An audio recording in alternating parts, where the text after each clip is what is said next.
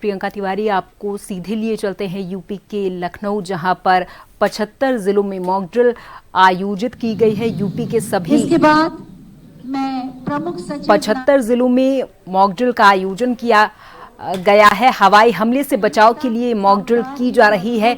युद्ध जैसे जब हालात बन जाएं अगर, तो उससे कैसे निपटा जाए, इसका अभ्यास किया जा रहा है। यूपी के सभी 75 जिलों में ब्लैकआउट मॉक ड्रिल का आयोजन किया गया है। सब एक बार जोरदार तालियों के उद्घोष के साथ अपनी भावनाओं को मंच तक पहुंचाएं। और अब मैं माननीय श्री धर्मवीर प्रजापति जी से अनुरोध करूंगी कि स्वागत उद्बोधन के लिए कृपया पधारने का कष्ट करें।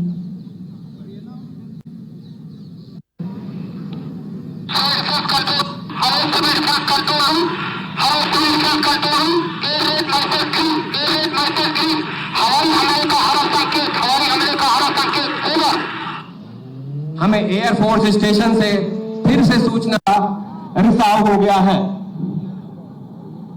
यह जैसे ही वहां पे एनडीआरएफ की सीबीआरएन टीम पहुंचती है तो सबसे पहले सेफ्टी ऑफिसर हवा के रुख को पता करते हैं। यहां पर यह बताना उचित होगा कि किसी भी सीबीआरएन इंसिडेंट के दौरान जैसे ही कोई सीबीआरएन टीम इंसिडेंट प्लेस पर पहुंचती है तो वहां पर सबसे पहले हवा का रुख पता किया जाता है और हवा के रुख के बरखिलाफ ही सीबीआरएन सिनेरियो में बचाव की कार्रवाई की जाती है। आप देख रहे हैं कि टीम के सेफ्टी ऑफिसर सबसे पहले हवा का रुख पता करते हुए विंड सॉक्स को स्थापित कर लिए हैं। इस दौरान सेफ्टी ऑफिसर आम जनमानस को कुछ काम की बातें बताते हैं, जैसे कि कृपया ध्यान दें, बम्बार्डमेंट होने के कारण सीवेज लाइन डैमेज हो गई है, जिस कारण एरिया में हाइड्रोजन सल्फाइड गैस का रिसाव हो गया है। यह गैस हवा से भारी होती है। जो लोग घरों में हैं कृपया अपने घरों के खिड़की एवं दरवाजों को बंद कर लें,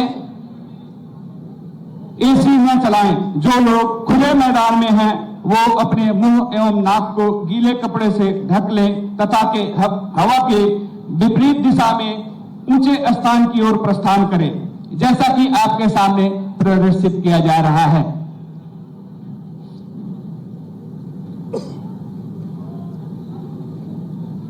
इसी दौरान जो विक्टिम क्रिटिकली इंजर्ड है या जिनके ऊपर केमिकल का ज्यादा प्रभाव है, उन्हें सीबीआरएन टीम द्वारा स्ट्रेचर के माध्यम से बाहर लाया जाता है और उनको पर्सनल प्रोटेक्टिव डीकंटेमिनेशन यूनिट के द्वारा उनको डीकंटामिनेशन किया जाता है।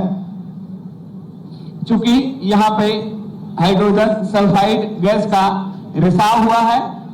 हाइड्रोजन सल्फाइड हवा से भारी होती है जो लो लाइन एरिया में ही रहती है। ये 0.1 ppm से 0.3 ppm तक जैसे ही इसकी सांद्रता हवा में होती है ये डिटेक्टेबल होती है।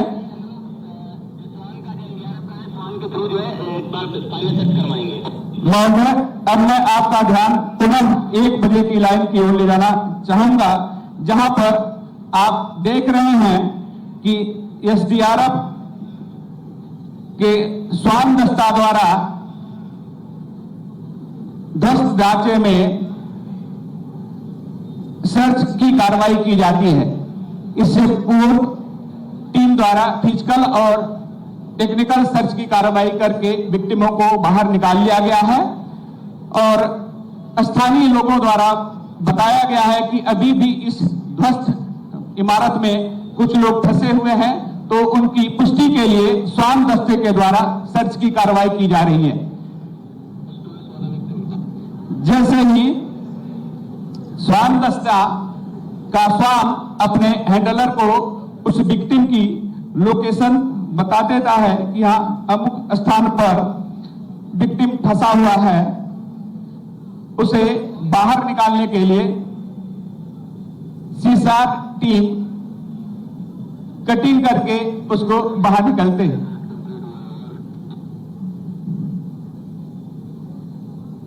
मैं आपका ध्यान पुनः 10:00 बजे रिहायशी इलाके में ले जाना चाहूंगा, जहां पर एनडीआरएफ की सीबीआरएन टीम हाइड्रोजन सल्फाइड से प्रभावित हुए रोगी को बाहर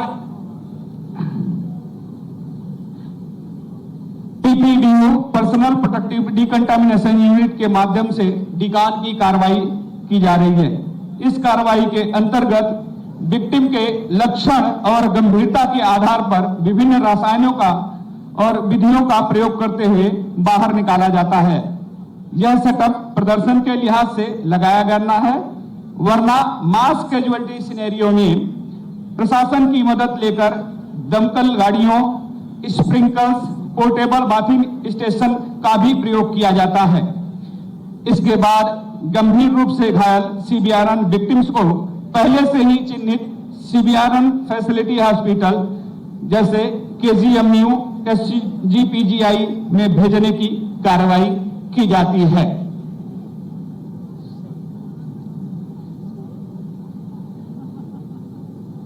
साथ ही आपका ध्यान मैं पुनः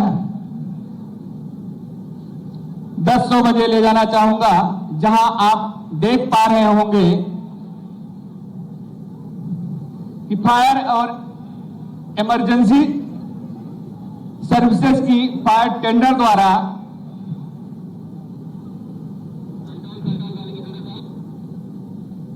एरिया से कंटामिनेशन को दूर करने के लिए हाई प्रेशर वाटर का छिड़काव किया जा रहा है।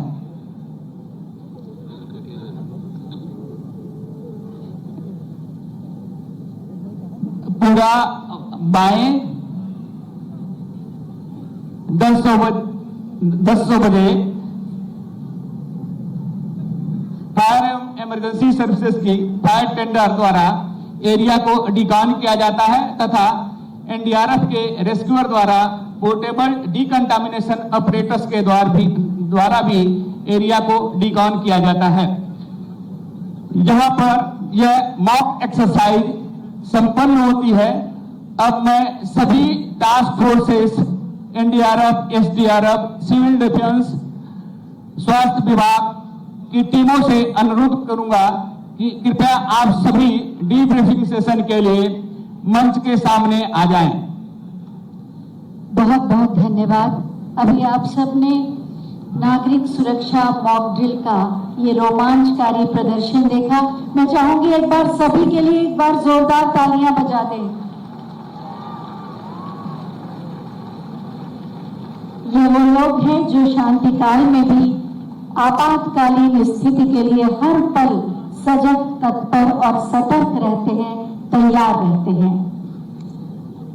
उत्तर प्रदेश के 25 करोड़ लोगों की सुरक्षा की गारंटी का दूसरा नाम है योगी आदित्यनाथ। मैं बहुत ही आदर के साथ माननीय मुख्यमंत्री योगी आदित्यनाथ जी से अनुरोध करूंगी कि अपने मार्गदर्शन से हमारा मार्ग प्रशस्त करें। भारत माता की।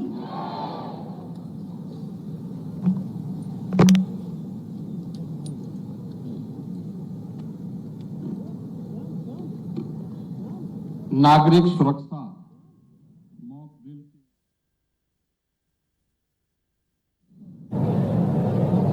उत्तर प्रदेश सरकार ने होमगार्ड और नागरिक सुरक्षा विभाग के मंत्री श्री धर्मवीर प्रजापति जी,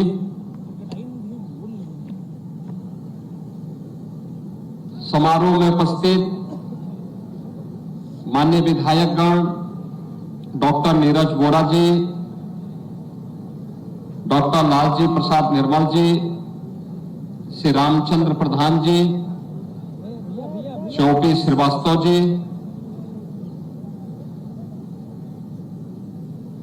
पुलिस महानिदेशक श्री राजीव कृष्ण जी, अपर मुख्य सचिव गृह श्री संजय प्रसाद जी,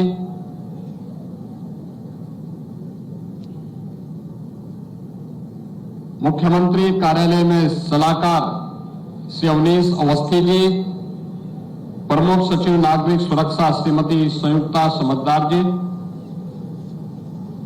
नागरिक सुरक्षा संगठन से जुड़े हुए सभी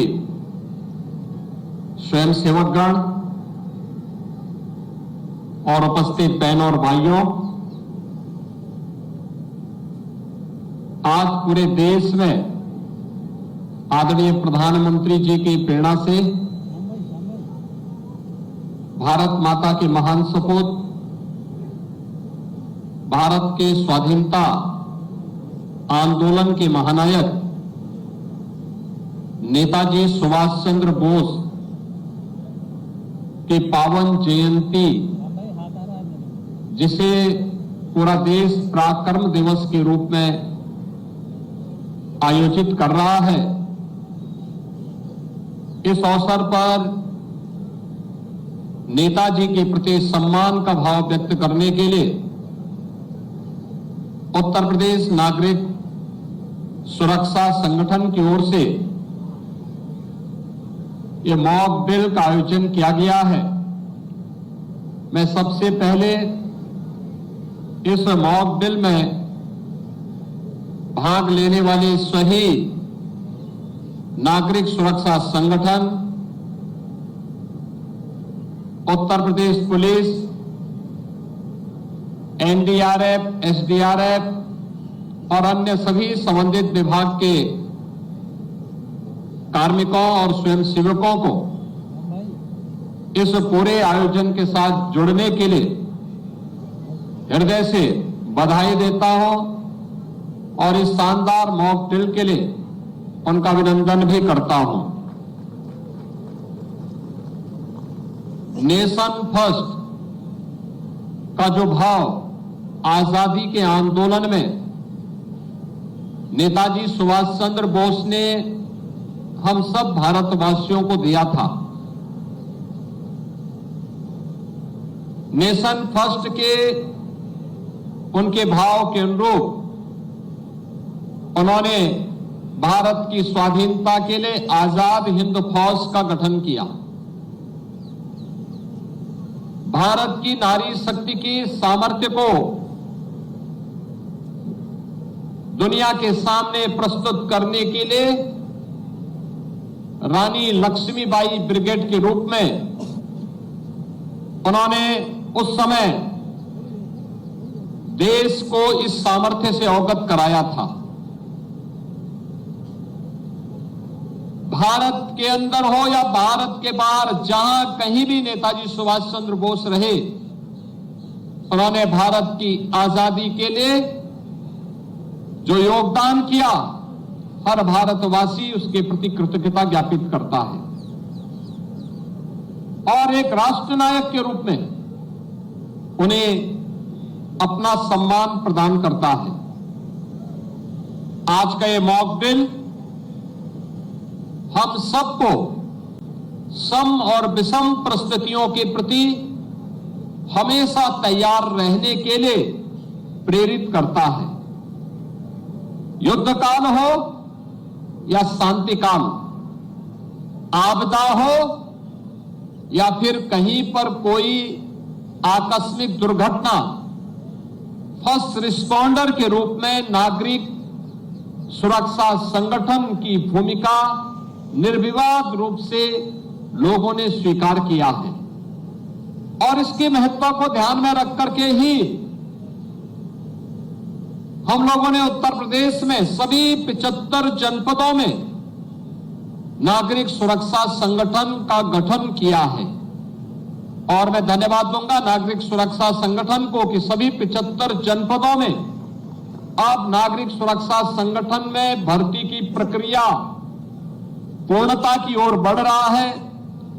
सायरन लग चुके हैं और भी इस प्रकार के आज मॉक ड्रिल के कार्यक्रम सभी 75 जनपदों में आयोजित हो रहे हैं।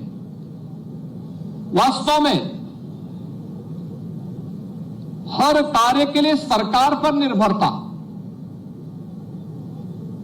यह किसी भी स्वावलंबी समाज का गुण नहीं हो सकता। स्वावलंबन की पहली शर्त होती है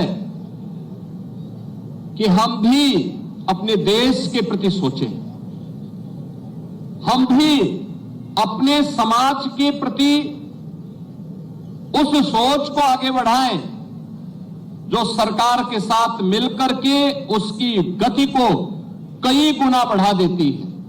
और उसी गति को हम लोग आगे बढ़ाने के लिए नागरिक सुरक्षा संगठन से जुड़े हुए स्वयं सेवकों के माध्यम से इस अभियान को आगे बढ़ा रहे हैं। साथ सभी 75 जनपदों में मॉक ड्रिल हो रहे हैं।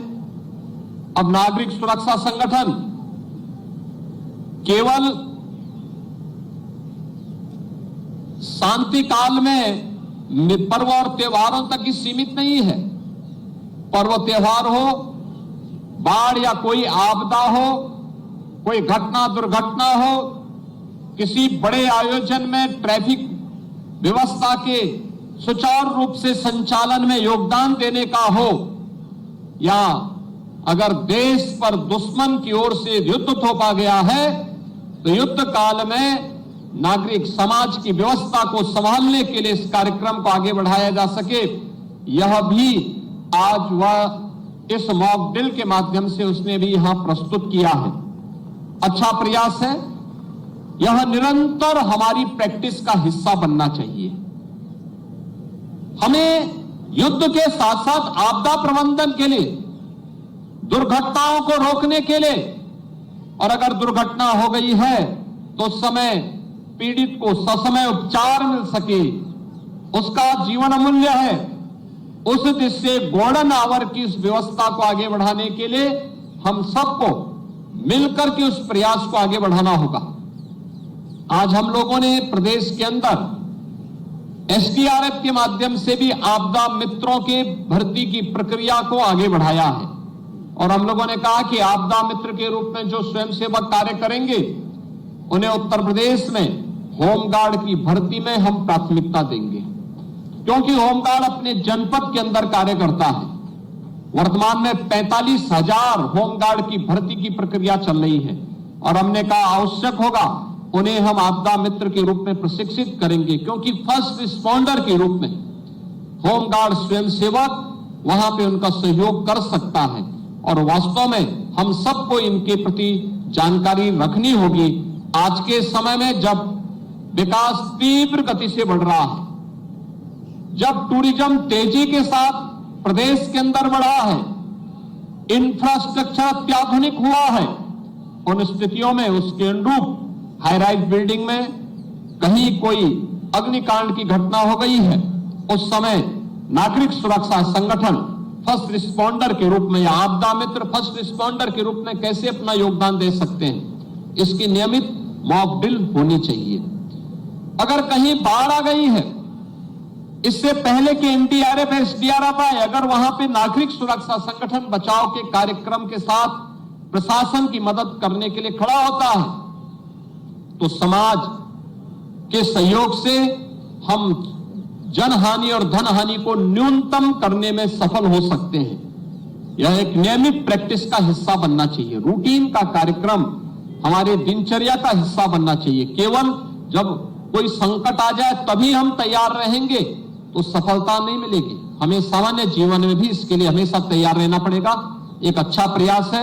आज के इस अवसर पर मैं नेताजी सुभाष चंद्र बोस के प्रति उनकी पावन जयंती के अवसर पर, जिसे आदरणीय प्रधानमंत्री जी की प्रेरणा से पराक्रम दिवस के रूप में पूरा देश आयोजित कर रहा है, इस पराक्रम दिवस के अवसर पर मैं नेताजी सुभाष चंद्र बोस के प्रति कृतज्ञता ज्ञापित करते हुए आप सभी को आज के इस दिवस की बधाई देता हूं। मॉक ड्रिल के आयोजन के साथ जुड़े सभी स्वयंसेवकों को जो यहां पर भी हैं और प्रदेश के अलग अलग जनपदों में जो मॉक ड्रिल के आयोजन हो रहे हैं, उन सभी स्वयंसेवकों के प्रति भी अपनी मंगल में शुभकामनाएं व्यक्त करते हुए आप सबको बसंत पंचमी की भी मंगल में शुभकामनाएं देता हूं। धन्यवाद। जय हिंद।